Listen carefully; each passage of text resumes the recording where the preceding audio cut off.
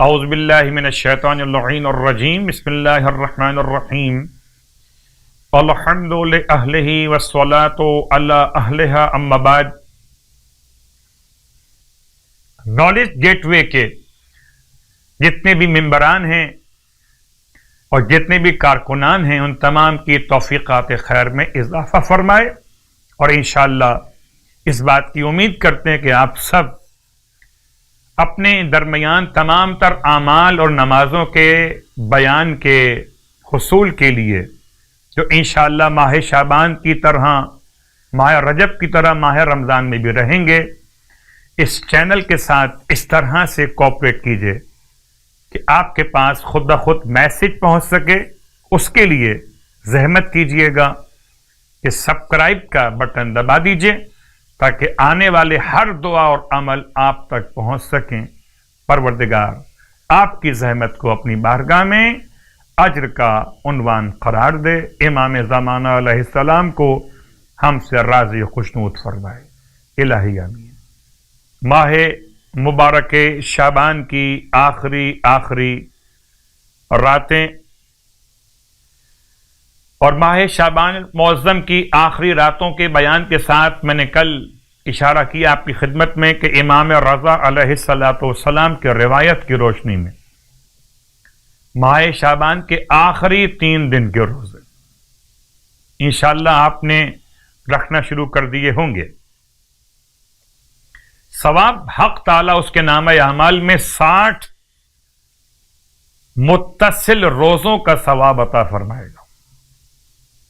یعنی 3 یہ اور ماہ رمضان کے ملا کر۔ اس اعتبار سے روایت میں آبا صلت حروی سے روایت کہتے ہیں کہ میں شعبان کے آخری جمعے کو امام کی خدمت میں حاضر ہوا تو امام نے مجھ سے ارشاد فرمایا، آبا سلت شعبان کا زیادہ حصہ گزر گیا اور اس کا آخری جمعہ بھی آ پہنچا، لہذا اس کے گزشتہ دنوں میں تجھ سے جو کوتاہیاں ہوئی ہیں ان کی تجھے تلافی کر لینا چاہیے اور تجھے وہ اعمال کرنے چاہیے جو تمہارے لیے مفید ثابت ہوں۔ تلاوت قرآن، بہت زیادہ دعا اور استغفار کرنا چاہیے، پھر خدا کی بارگاہ میں اپنی گناہوں پر توبہ کرو تاکہ جب ماہ مبارک رمضان آ جائے تو تم نے اس وقت تک اپنے آپ کو خدا کے لیے خالص اور مخلص کر لیا ہو، خالص اور مخصوص کر لیا ہو۔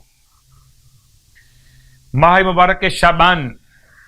اور آخری راتوں میں نمازوں کا بیان فرماتے ہیں اللہ کے حبیب صلی اللہ علیہ وآلہ وسلم، آج کی رات کی نماز 4 رکعت ہے، یعنی کہ 28ویں شب ماہ شعبان۔ یہ 4 رکعت نماز 2 رکعت کر کے پڑھی جائے گی۔ ہر رکعت میں الحمد کے بعد سورہ اخلاص، سورہ فلق اور سورہ ناس، یہ 3 سورے ایک بار پڑھے جائیں گے۔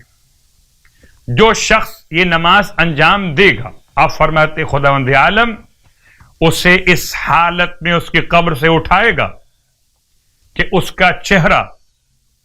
14ویں رات کے چاند کی طرح چمک رہا ہوگا اور خداوند عالم قیامت کے خوف اور ہراس کو اس سے دور فرما دے گا۔ ارشاد فرماتے ہیں اللہ کے حبیب صلی اللہ علیہ وآلہ وسلم کہ جو شخص ماہ شعبان کے 28 روزے مکمل کرے اس کا چہرہ درخشاں ہوگا اور اس کے چہرے سے نور برسے گا۔ خدا ہم سب کو ماہ مبارک شعبان کے صیام اور قیام کی توفیق عطا فرمائے، الہی آمین۔